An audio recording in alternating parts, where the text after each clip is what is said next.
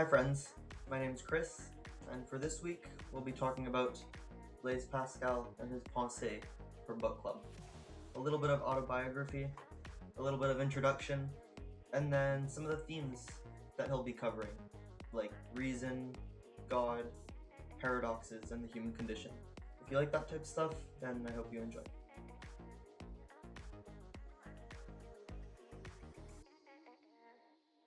Today there's no reading required or anything like that, but it is just an introduction to learning a little bit about who Pascal was, and what the Pensées were about.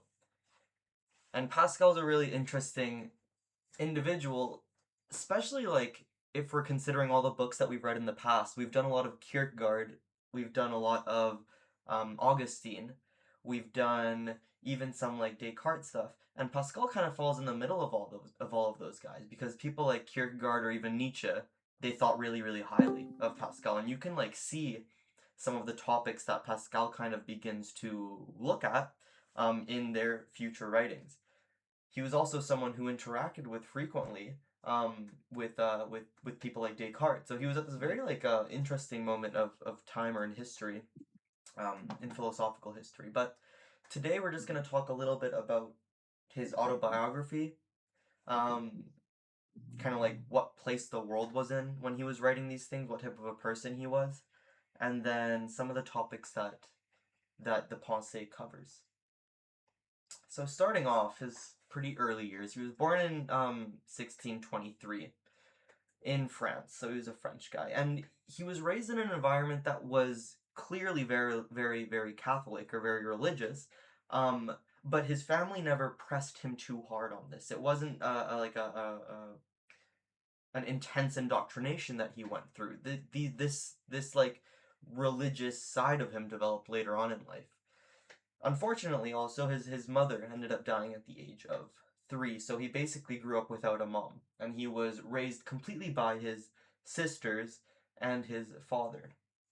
He was quite a brilliant kid, or so everyone was saying in his family and from at that point.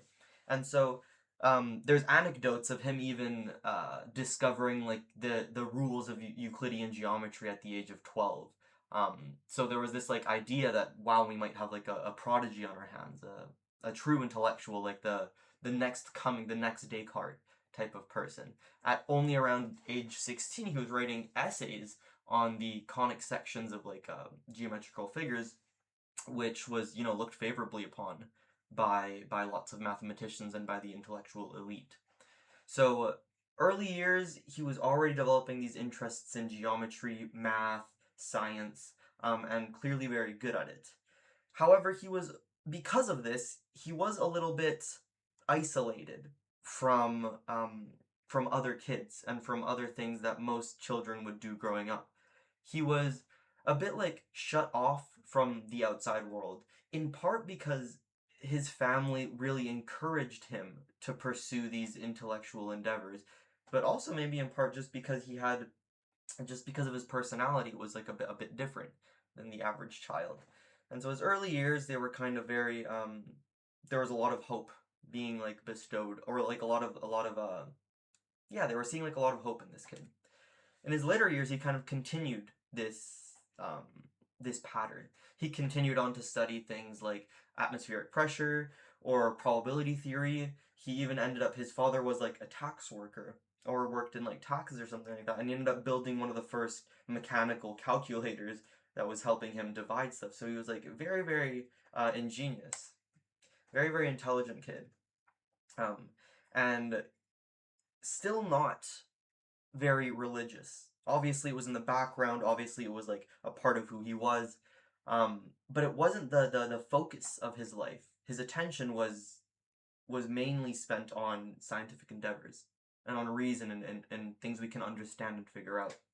It was only until 46 where he was introduced with the Jansenists. And we'll talk a little bit about the Jansenists in the next slides. But the Jansenists, they were just these a branch of the Catholic Church that studied things like Augustine, and they had their differing beliefs on religion and on doctrine. But at this point in his life, he started to turn a little bit away from empirical investigations, like measuring the pressure of the atmosphere, into theological and philosophical pursuits. At the same point in his life, during these same years, or I guess maybe just throughout his entire life in France, there was a strong, there was like a strong tension or battle between the religious life, um, that was heavily just like pushed forward from the church, and then the intellectual slash enlightenment that was coming about. And now this isn't to say that all of the intellectually elite or all of the professors and academics and scholars were intensely religious, but it's almost as if their type of religion was a little bit different because it was tainted with skepticism and inquiry and things like that. Whereas the traditional religious life at the time was more dogmatic, follow the rules, and just like kind of, do the motions of this type of life. And so there was a huge conflict between him um, being awakened by these religious experiences and encountering the Jansenists, and then at the same time having to interact with the scholarship and academics of the time. So like he was just kind of being torn in two directions in his earlier years. Or sorry, in his like earlier adult years, let's say. And then came the death of his sister Etienne, and that kind of shook him a little bit. That pushed him, funny enough, usually when you lose someone, you get pushed into solitude. It went the other way around for Pascal. After the death, he kind of engaged more in social circles and putting himself out there. And maybe this is why the Jansenists played such a big role in his life, because maybe they're the ones who kind of picked up the pieces, or like this school of thought picked up the pieces. That's just me speculating, but anyways, then he went on to write the very, very famous letters, the provincial letters they were called. During this time, the Jansenists and the Jesuits were in conflict, essentially. And the Jesuits, they were the they were like a branch and a section of Christianity that was a lot more aligned with the church. They had like a lot more power and a lot more popularity. And so they were always in tension with the Jansenists, who saw themselves a little bit more as like morally rigid and strict. They thought the Jesuits to be a lot more relaxed. And then finally, in the late 50s, this is when he started to write up this book here, the Pensées, which originally wasn't even meant to be called the Pensées. He wanted it to be called, like, he wanted it to be like an apology to Christianity. Um, but as he went on writing it, obviously his health started to decline, um, and he never ended up properly finishing it. And so now we're left with the Pensées, kind of like a fragmented final book from Pascal. And so the Jansenists, it was this group, this branch of Catholicism, and they centered themselves around the teachings of this guy named Cornelius Janssens. And Cornelius Janssens was someone who studied Augustine very devoutly. And we've read Augustine before, so like, or you can like just go back and like past book clubs if you want to know anything about Augustine. But anyways, Augustine, he had a lot of, let's say, like differing beliefs about sin, moral order, predestination, and these types of things. So from that, Cornelius wrote a text called Augustinius, and it was an attempt to interpret all of Augustine's work, but with the main emphasis on predestination, original sin, and grace. And so, um, original sin was this idea that we're all born innately evil. Like, we're almost all like evil babies. Sin is something that's baked into us. Before Augustine, or I guess even for the Jesuits perhaps, sin was something that was thought to be more like accumulated over time.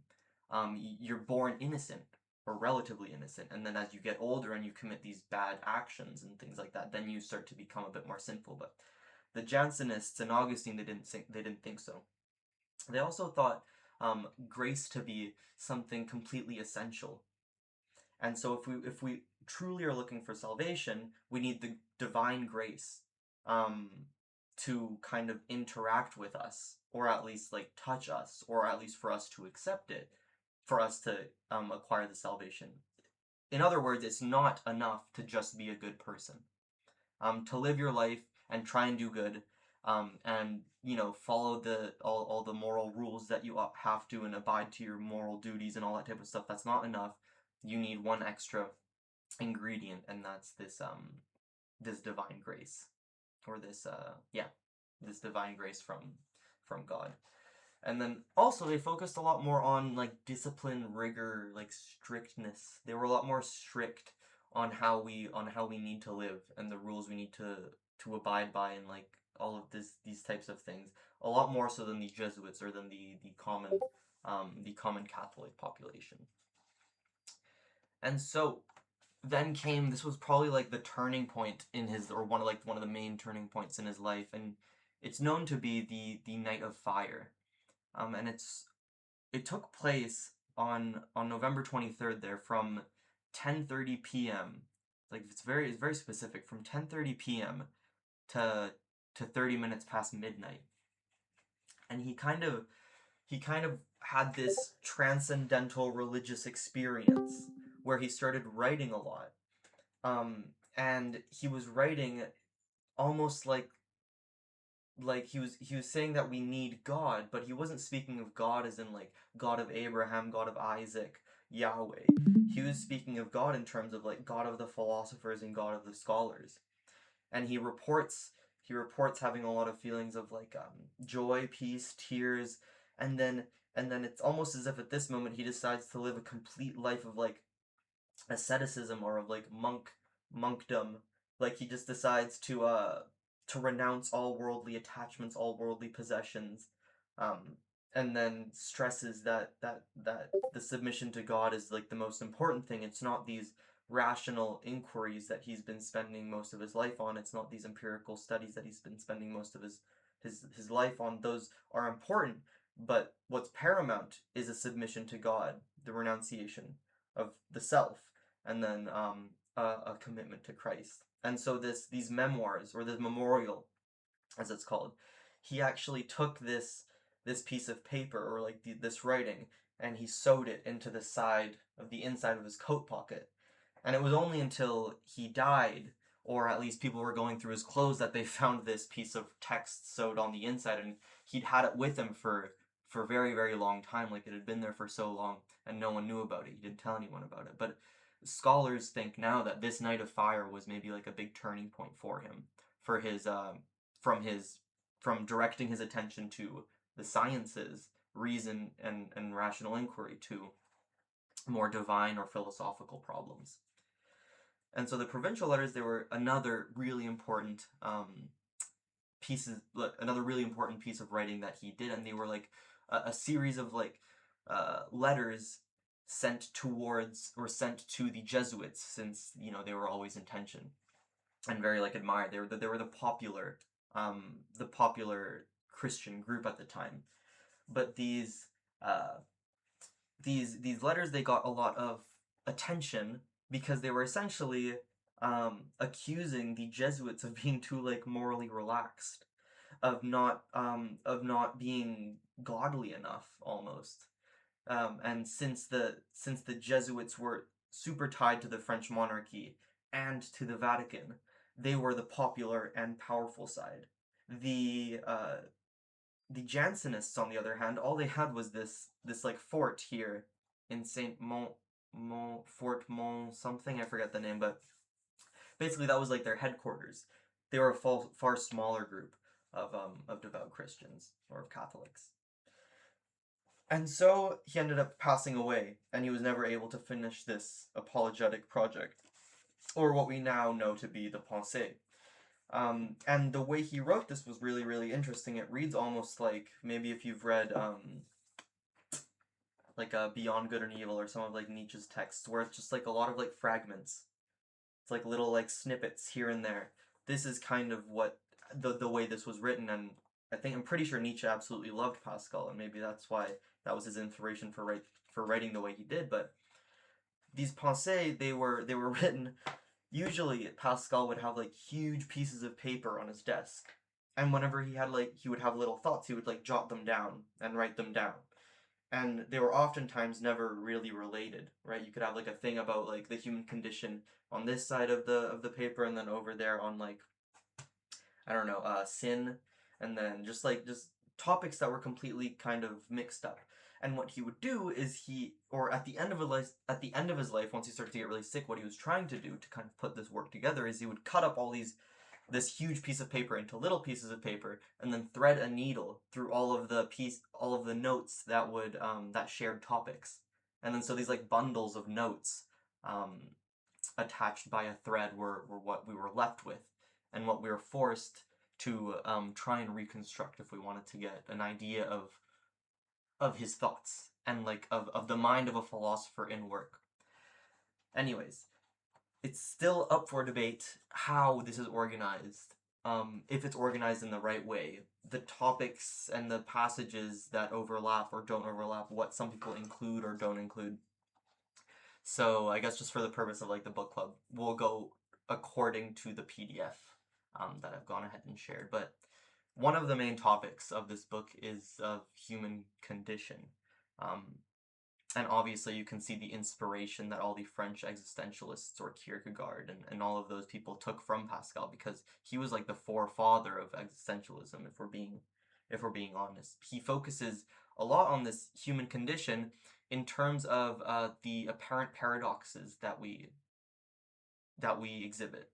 Um, Humans are always thought to be like incredibly great, just like Pascal was thought to be incredibly gifted, like a prodigy, but at the same time wretched, capable of sin, capable of disgusting things, of these divertissements, as he speaks of, which we'll talk about in a little bit, of these paradoxes that were like so small, weak, frail, and insignificant, but at the same time we can grapple with concepts like infinity and the cosmos, and metaphysics and the nature of reality. And so like there's just so many conflicts in us and so many paradoxes that are just like part of being human, that he tries to in part reason his way through, but then at the same time acknowledge that reason probably won't do it justice, that reason isn't enough. He also, yeah, I guess just like following from that, he criticizes a lot of philosophers for thinking that our rational capacity is enough to understand the world. Obviously Descartes speaks a little bit about like deception with his with like the evil demon, but he doesn't. Pascal doesn't think he speaks about it quite enough. He doesn't speak about it, at least in terms of this need for meaning that people have, and that's what's missing from a lot of that stuff. And that there's like these limits to reason, these limits of meaning, that can no longer be accounted for through empirical observation or logical deduction. And like a famous quote that is, from him, is that the heart has its reasons which reason does not know. There's something beyond just our rational capacities. His other big one, which is he's probably known for best, or at least among like any undergrad in philosophy, is his wager. And if you're not familiar with it, it's simply this idea that he kind of proposes in saying, well, even if you don't want to have faith, let me present you a rational argument for existing in God, or at least like a good reason to consider believing in God. He doesn't think that if you he doesn't think that the right belief in God, the right type of religious position to have, is one centered on rationale or reason. But he does think that he can maybe persuade people who might think that way into kind of submitting to God in this way. But it's basically, you have four options. You either believe that God exists, or you believe that he doesn't, or either God actually exists or God actually does not exist. Those are like the two options he's giving us. And then either you believe in God or you don't believe in God. And then if you just like look at the like what's the safest option here? Even if you believe in God and God doesn't exist, nothing happens, you didn't lose anything, right? However, if you don't believe in God, there's a chance that nothing happens if he actually does not exist. But then you're kind of, you're screwed if he does exist, and now all of a sudden you have to spend the rest of your life in hell. And so this was his kind of like rational push for persuading people who didn't care too much about faith. He did clearly acknowledge, or he does clearly acknowledge throughout his book that it's not, faith isn't like the next level of reason. It's not like your reasoning capacities grow, and then eventually you can have faith. It's of a totally different order, and it's a different category. It's a different thing entirely. And then the last one, it's diversion. In French, it's divertissement. And they translate it as diversion or distraction. I don't think that's a very good translation, though. Divertissement, it usually means something closer to like entertainment. And so what he's saying here is that, well, yeah, humans are pretty miserable sometimes, but we are so obsessed with distractions, or with entertainment at least. Um, Nearly everything you do in your life is trying to take attention away from the really difficult fact that, you know, we might just be miserable. We might just have to live with ourselves. Um, there's things we'll never know. Like these like really like unpalatable and like difficult to swallow pills. He thinks that humans spend all of their time trying to distract ourselves from those things, or from divinity, or from anything like that. Either through reading books, like something as menial as reading books, or through going to the casinos, because there was a lot of like gambling in his time, or through drinking, or hobbies, or even things that we consider to be like good and productive. Maybe even things like art, or things like thought. Like it's just like we're not able to exist. We have a very difficult time simply existing. We get uneasy and we get anxious if we're just existing. Um, and so that's kind of, he's trying to show in this book, in some of the passages at least, that self-awareness is a blessing and a burden. And so to understand these things can bite you in the ass at the same time. Then another big topic is obviously like morality and ethics, how we ought to live, what vice is, what virtues are, how we should treat virtues, because virtues at that time were, well, a lot of his original work was trying to disprove Aristotle. So classics and classical Greek virtue was still something everyone was learning. And the way he was conceiving of virtues might be different than the way the Greeks were conceiving of virtues. So there was like a bit of a tension there, maybe. I can only speculate. I haven't read the book yet.